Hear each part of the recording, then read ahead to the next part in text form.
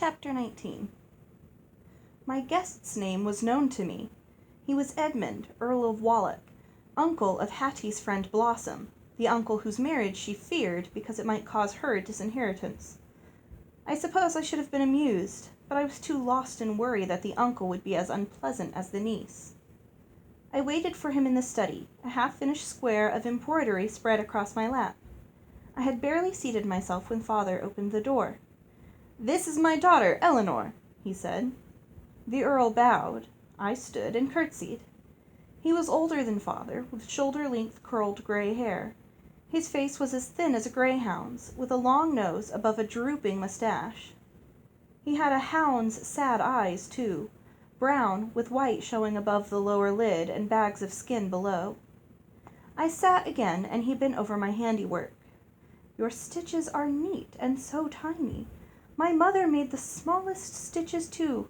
You could barely see them." When he spoke, I saw teeth as small as a baby's, as though he'd never gotten a second set. I could picture the toddler Earl peeking into his mother's lap and flashing those wee pearls at her exquisite embroidery. When we married, I would try to imagine that he was almost as young as his teeth. Leaving my side, he turned eagerly to Father. "You could not hold such a position as I heard you express yesterday, my friend," the Earl said. "I hope you will explain yourself more fully." They were discussing punishments for bandits. The Earl thought they should be shown mercy. Father believed they should be treated harshly, put to death even, as an example. If a bandit came here and made off with these valuables, Father waved his hands at the things he was in the process of selling, "I'd be unnatural if I weren't enraged, and unnatural if I did not act on my rage." "Perhaps you couldn't help being angry," the Earl answered, "but you could certainly stop yourself from repaying one offense with another." I agreed with the Earl and thought of an argument tailor-made for Father. "Suppose the thief didn't steal outright," I said. "Suppose he robbed you through deception.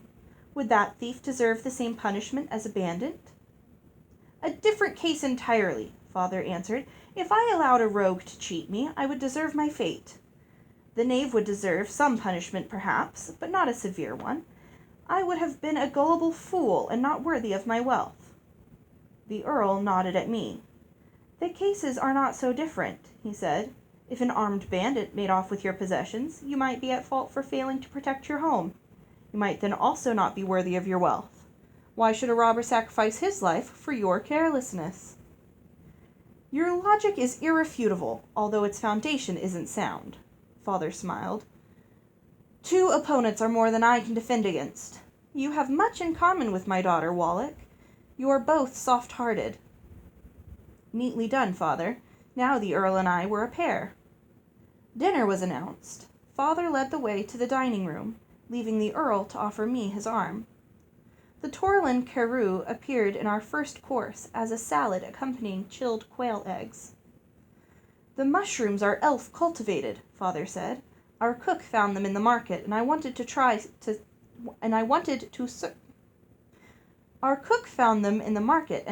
serve them to you, although frankly I detest fungi. Try them, Ella." The mushrooms were bland. Their only flavor came from the lemon and sage Mandy had sprinkled on them. "I'm sorry, Sir Peter," the Earl said. "Mushrooms of every variety make me ill. I do enjoy quail eggs, however." The Torlin Carew's effect was rapid.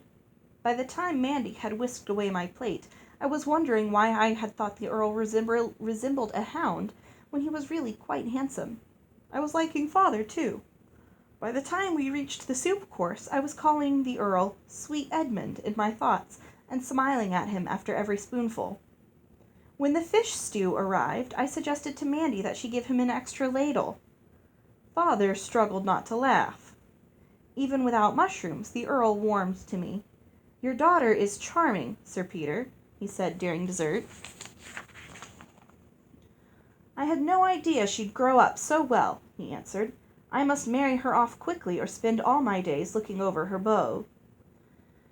Back in the study after dinner, I drew my chair close to the Earl. Then I picked up my embroidery and tried to make my stitches so tiny that they were invisible. Edmund and Father were discussing King Gerald's campaign against the ogres. Father thought the king's knights weren't aggressive enough. The Earl believed them to be valiant and praiseworthy. Although I wanted to pay attention to my sewing, I couldn't. Every time the Earl or Father made a point, I nodded my agreement, even though they disagreed. When I noticed that the room was chilly and settled back into my... I cannot read today.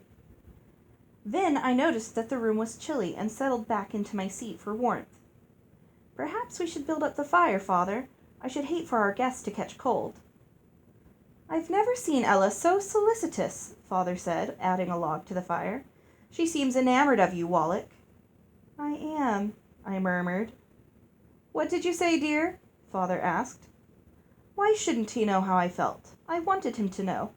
I am enamored of him, Father, I said clearly, smiling at sweet Edmund. He smiled back. This isn't the first time I've sampled Sir Peter's hospitality and his superior table, but you were never here before. He leaned toward me in his chair.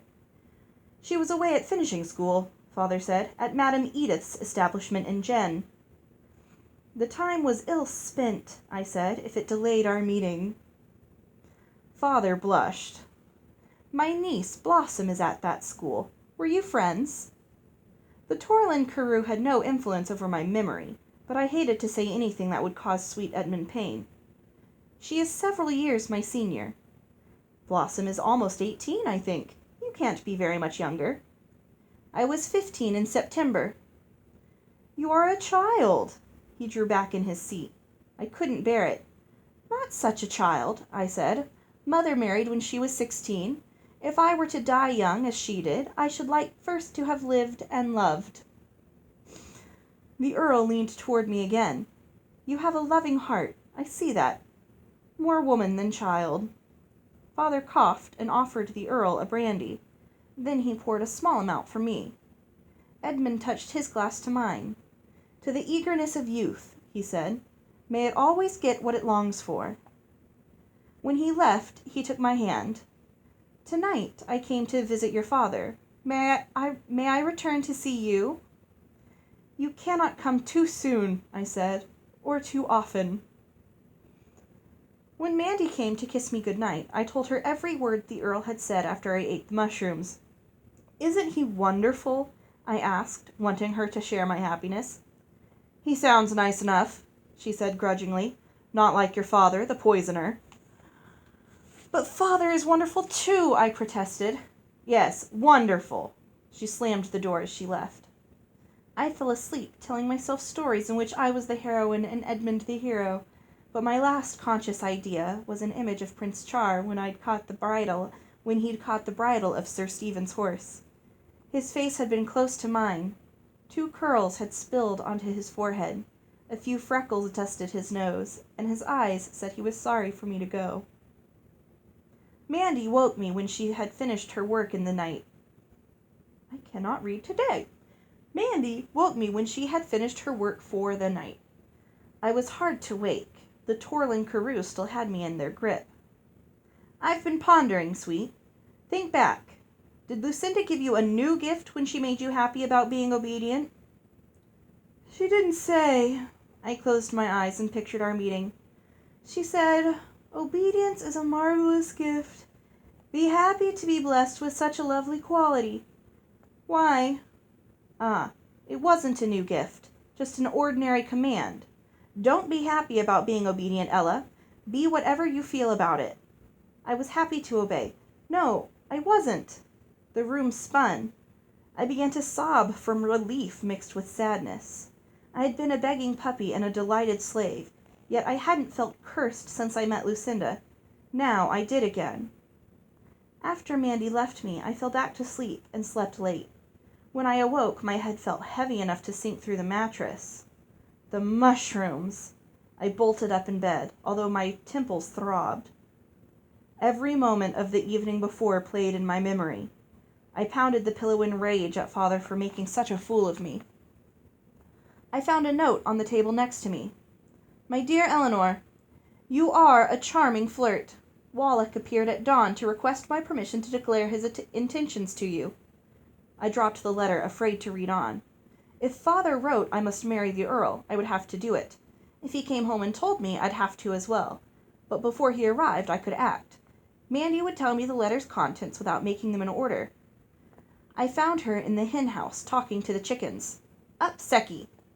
A hen hopped off its roost, and Mandy collected 3 eggs. Thank you.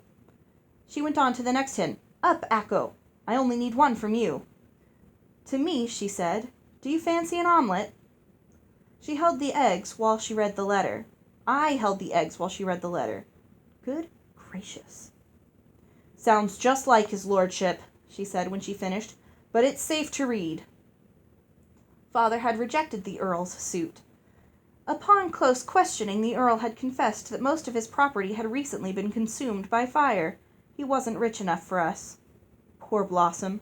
Her inheritance wouldn't be worth much, whether or not the Earl married.